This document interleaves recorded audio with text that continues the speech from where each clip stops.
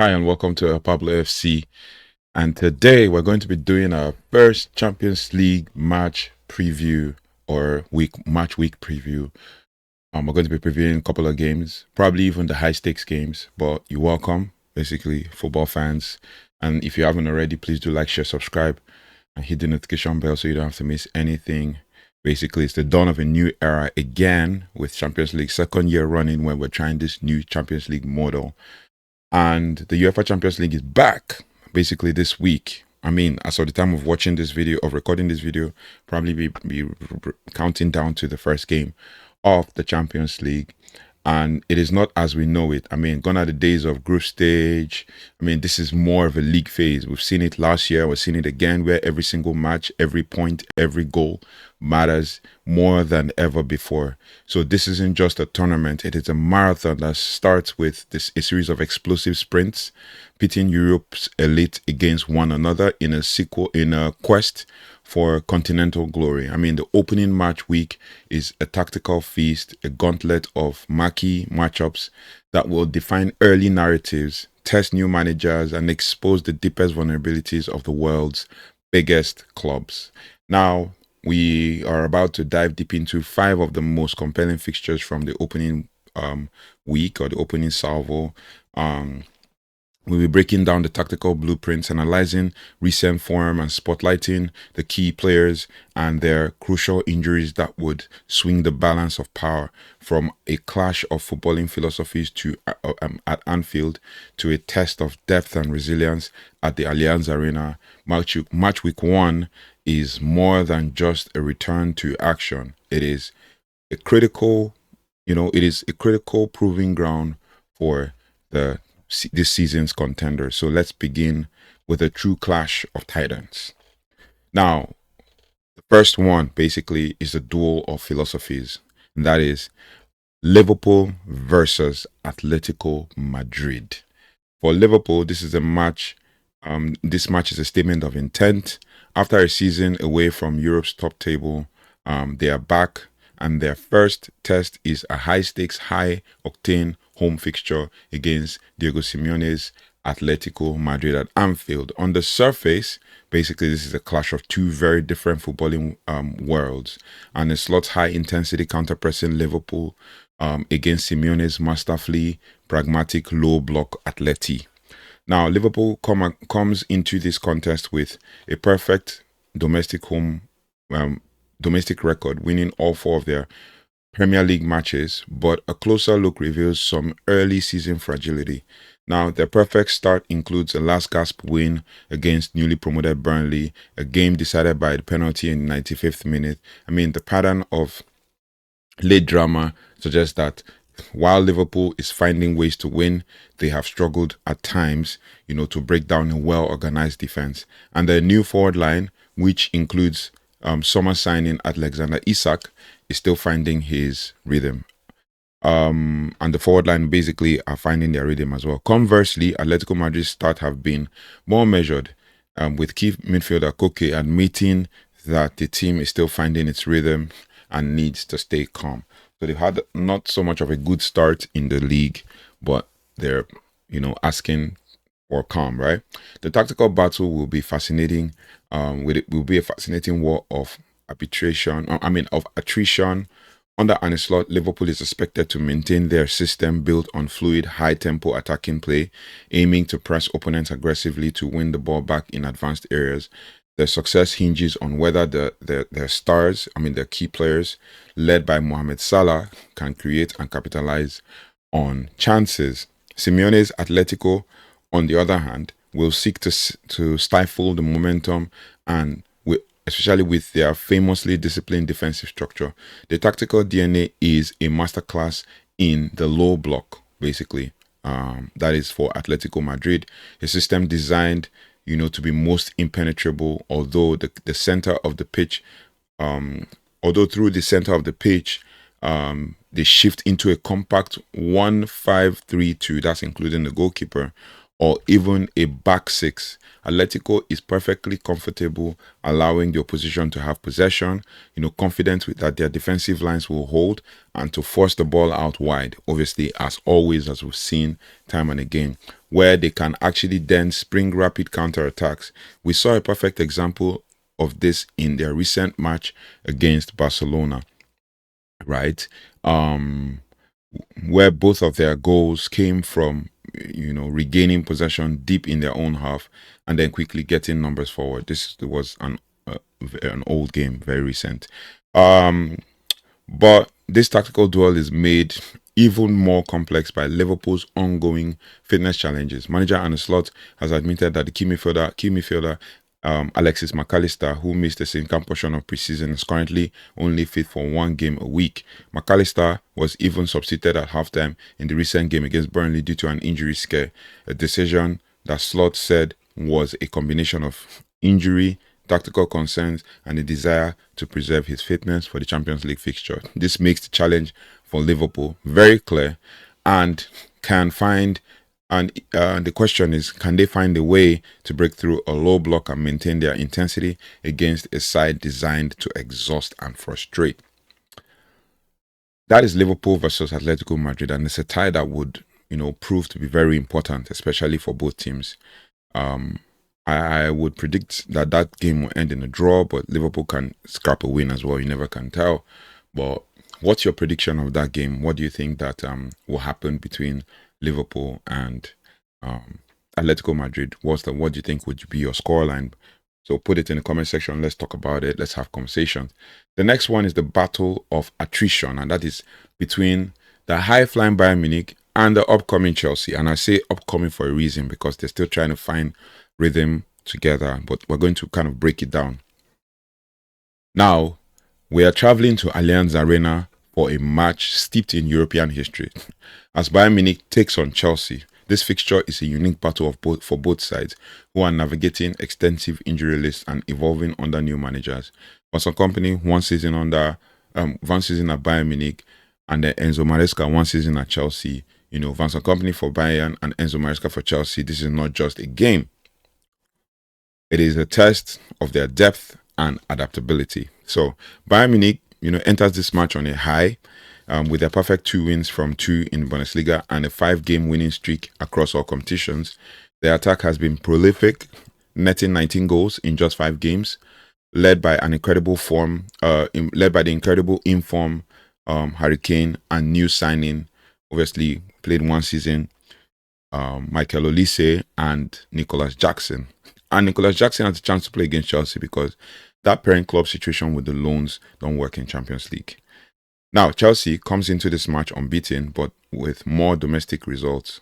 However, the trajectory under Enzo Maresca has been positive, marked by a sophisticated and versatile tactical identity. Kompany's Bayern Munich approach is built on their, potent, free-flowing attack with a fluid front three or front line that includes Harry Kane, Olise, Diaz, Gnabry, and even Jackson now. The key for Kompany will be leveraging this immense attacking power while managing the significant defensive absences that they have left in the squad, that have left the squad really vulnerable. Now, with Chelsea's tactical identity, Enzo Maresca is defined by control. Under Enzo Maresca is defined by control and positional intelligence. Now, this team typically starts in a 4-2-3-1 formation, but fluidly shifts into a 3-2-4-1 by having a fullback move inside to create numerical advantages in the central areas. This seems to be a system that has been synonymous with anybody who has coached under Pep Guardiola. You can see Arteta try the same thing. You can see Enzo Maresca do the same thing as well. So the system, which relies on short passing, goalkeeper involvement, is designed to bypass pressure and maintain numerical superiority. Obviously, like I said, in that 3-2-4-1, one of the fullbacks move inside to create numerical advantages in central areas. So you can see that in some of their games. And also, one of the player who is a striker also drops into mid, which allows for the wingers to go ahead in Pedro Neto and Jeremy Gittens and all of that. So it is very key. A key pattern involves inverted fullbacks like, as I said, Marco Corella, combining with attacking players such as Kopama in the half spaces, which also creates openings for others to advance. The narrative for this match is deeply intertwined with the injury list for both clubs. Bayern will be without key attacking talisman Jamal Musiala and their primary left back Alphonso Davies, who are both sidelined with long-term injuries. The absences are a significant blow, particularly the lack of natural left back, which may also force Kompany to deploy a right-sided player like Sacha Bui, out of position. Chelsea's injury concerns are also numerous. I mean, the team will be without Levi Colwill, Liam Delap, Romeo Lavia, and Benoit Badiashile. Now, additionally, there are also fitness concerns surrounding forward João Pedro, and most importantly, the attacking talisman Cole Palmer, and who is just actually returning from injury. This makes Palmer's return a critical factor because he featured in the weekend. His presence could also help to compensate for the other absences and fill the attacking void. The tactical battle will hinge on which team can more effectively mitigate their extensive injury list. Maresca's system is well equipped to target the vulnerabilities and especially on Bayern's left flank created by the absence of Alphonso Davies, making this a direct consequence of the physical toll on both squads. So, what do you guys think about this? What's your predicted scoreline for this? I think Bayern Munich are going to be comfortable in this one, and I think they're going to be able to at least comfortably win by 3 goals, and Chelsea probably get 1, so maybe 4-1 or 3-1. That's a bold claim, but I think Bayern Munich are good for this one, even though Chelsea look to counter, and they rested some players over the weekend. But mind you, they didn't rest their key assist provider in Pedro Neto or Caicedo or Fernandez over the weekend. I mean, Enzo Fernandez over the weekend. Even João Pedro was not rested. So they pretty much have their main squad over the weekend, and then obviously Bayern Munich steamrolled the team they played 6-0 or 5-0. A very comfortable win for them. So they'll be very prepared for this game. So what do you guys think? What's your predicted scoreline in the hit it in the comment section. Let's talk deeper. Now the next one we have on our list is a statement of intent, and that is for Real Madrid versus Olympique Marseille. Moving on, we have to head to the Santiago Bernabeu, where Real Madrid begins its campaign to defend its title and pursue a record-extending 16th league crown. I mean, their opponent, Olympique Marseille, is back in Europe's top competition for the first time in 2 seasons, bringing with them a new tactical identity under Roberto De Zerbi. Now, Real Madrid's domestic season has been flawless with a perfect 4 wins in 4 games, and that placed them at the top of La Liga. Their recent form is highlighted by the hard-fought 2-1 victory over Real Sociedad, which they secured despite playing with 10 men for nearly an hour. Marseille also have a mixed start to their domestic season, but they have shown recent signs of strong form, including a commanding 4-0 demolition of Lorient with Mason Greenwood on the score sheet. So, tactically, Real Madrid will also find a formidable attack spearheaded by Kylian Mbappé, who is in top form, who has been in sensational form, obviously, contributing 7 goals in his last 6 appearances for club and country. And the team also boasts of breakout star Arda Güler, who has 2 goals and an assist in his last 3 matches. Xabi Alonso's side has yet to concede a goal from open play this season, a testament of their defensive solidity. Marseille's tactical approach under Roberto De Zerbi is a fascinating study in positional play and creating numerical advantage. The team fluidly alternates between a 3-5-2, a 3-2-5, and a 3-1-6 formation to maximize space and disorganize the opposition's defense. The Zerbi system relies on fluid movement and attraction-based runs to create gaps for others to exploit, making them a difficult and unpredictable opponent. This match will also be heavily influenced by key runs. Real Madrid's defense plans defensive plans have been impacted by long-term absence of Antonio Rudiger, who is out for an extended period with a muscle injury. However, the team has received a significant boost with the return of Jude Bellingham to the squad after recovering from shoulder surgery. While Bellingham is unavailable, his reintegration presents a tactical challenge for Alonso, as he must reintroduce the centerpiece of last season's team without disrupting the flawless rhythm that they have in the current squad. Now, the tactical balancing act adds to a layer of unpredictability to Madrid's otherwise perfect start. I see this as an Mbappé show where Madrid cannot easily just take a 2-0 win with Mbappé scoring one of the goals and Vini scoring the second goal. They thrive on Champions League games. They might not have had so much of a good start last season in Champions League. But one thing we can say for a fact is that we can actually say that Real Madrid can win this game comfortably by 2-0. But it will be good to watch, especially for a player like Mason Greenwood as well, who is in top form for Marseille and all of that. So let me know your thoughts and feelings in the comment section. We're going to be watching that. We're going to be, reviewing it after the game and reviewing all other games that we get to watch eventually. So let me know your thoughts and feelings in the comment section. What's your predicted scoreline for this game? Madrid versus Olympique Marseille. Then we move on to the next one, which is more of a tactical tussle between pragmatic and stylistic. That's the only way to say Man City versus Napoli. Man City being the stylistic team, while Napoli being the pragmatic team. Obviously, you know both coaches. The fixture pits two European most tactically disciplined sides against each other: Pep Guardiola's Man City and Antonio Conte's Napoli.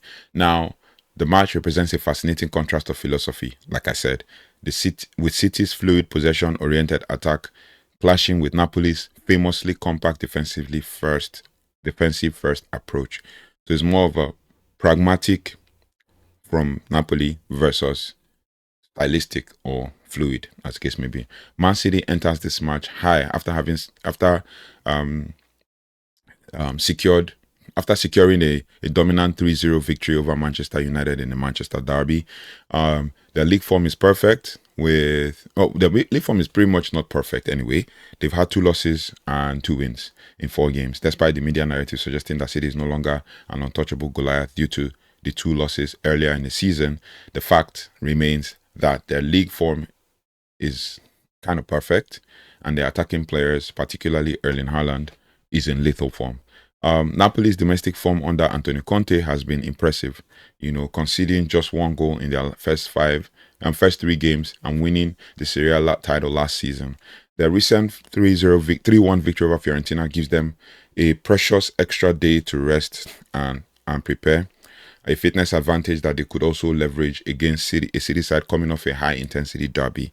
Guardiola's City have shown a new tactical wrinkle this season, becoming more reliant on fast counterattacks and the speed of wingers like Jeremy Doku, and the focus remains on getting the ball to their prolific striker Erling Haaland, who is a freak of nature, obviously, who scored 11 goals in 6 games for club and country.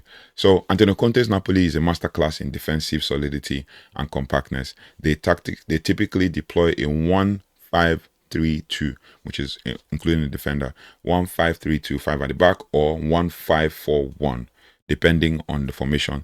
And some people might say he plays a 4-4-2 as well, 4-4-2 or 4-5-1, depending on how you see it.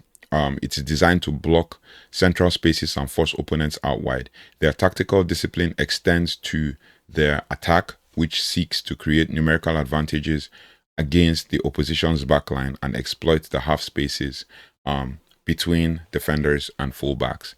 So we can talk deeply about this one.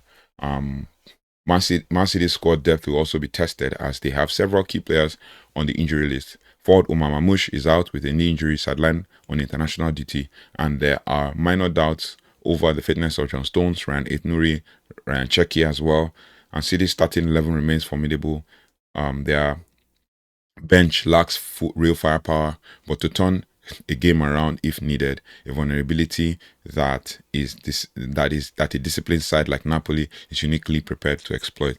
One thing that's going to be interesting about this Napoli versus City game is the fact that I would love to see how players like Scott McTominay,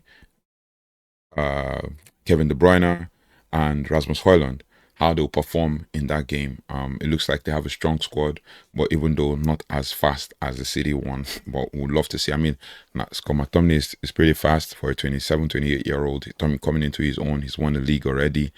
Rasmus Højlund is also fast, a new lease of life, happy, confident, playing for Napoli, and he even scored in the weekend, so he'll be buzzing for the game.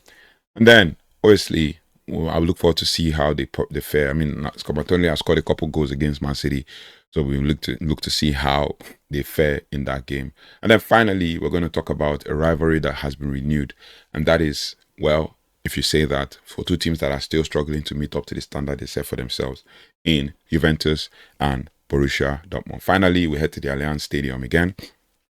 Allianz Stadium for a renewed rivalry between Juventus and Borussia Dortmund, two clubs with a shared history, including memorable Champions League final in 1997. This match is significant for both teams as they seek to reestablish their place among Europe's elite after periods of underperformance in the competition. Juventus enters this match with a perfect 100% record at Serie A, including a thrilling 4-3 victory over Inter Milan in their most recent outing. Now, this strong start to the season underscores a new attacking dynamism. Their attacking threat is formidable, with the partnership of Dusan Vlahovic and summer signing Jonathan David leading the line. Borussia Dortmund has also started their campaign well, earning 7 points from their first 3 Bundesliga matches and 3 clean sheets in 4. Under coach Nuri Sahin, Dortmund's tactical approach is built on flexibility and quick transitions. They aim to create central overloads and exploit half spaces by using fluid formations.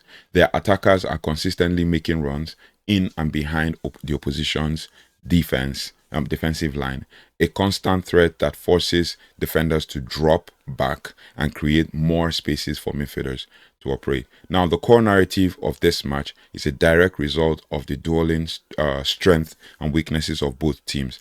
Both Juventus and Dortmund have prolific informed strikers, but are contending with significant defensive absences. Juventus will be without Fabio Miretti and Francisco Conceição, but while Dortmund will have a more extensive list of defensive injuries, including Nico Schlotterbeck, Niklas Süle, and Captain Emre Can. I mean, this makes both sides particularly vulnerable in the center of defense. The tactical dynamism sets the stage for a high-scoring encounter. Dortmund's tactical emphasis on exploiting the space behind the opposition's defense line is perfectly suited to target a depleted Juventus backline. Conversely, the attacking prowess of Juventus frontline is well positioned to take advantage of Dortmund's own defensive absentees. This contest will also be a test of which side can more effectively outscore the other, making it a high-scoring, unpredictable match, which is probably going to be the likely outcome of the game. What do you guys think about this Juventus Dortmund game?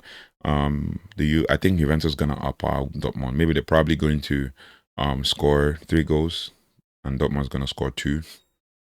But Juventus will outpower them, I think, because they have this strength and power. And yeah, I mean, Dortmund have a good striker in Guirassy, so it remains to be seen. Just thinking. So we're gonna be watching that game as well. So let me know your thoughts and feelings in the comment section. And then to wrap this all up, the opening week of the Champions League, opening match week of the Champions League phase is poised to be an unmissable, spectacle, from the clash of philosophies between Liverpool and Atlético Madrid, to the battle of attrition between Bayern Munich and Chelsea. Every game is hot. Every game is not just, about points, but also about making a statement of intent. I mean, the early insights from the match week 1 will undoubtedly influence the European power rankings as teams that can successfully integrate new players, adapt their new formations, or even their formations to the new players, mitigate the impact of injuries. These are the teams that will be ones that we will be watching. The opening slate of games is just about points on the board, but also, I mean, it's not just about points on the board, but also about revealing who is truly prepared to actually contend for the ultimate European prize. So let me know your thoughts and feelings in the comment section. You can put your score lines in the comment section. Let's have these conversations. But thank you so much for tuning in. Thank you so much for watching with us and trying to build a community. But also be sure that we will continue to break down these beautiful fixtures that we have as we've described to you. Thank you so much for watching. Thanks for liking, sharing, and subscribing. If you haven't already, please do like, share, subscribe, and hit the notification bell. So yeah, so you don't have to miss anything as it relates to all things football. I'll see you on the next one. Take care, goodbye, and God bless.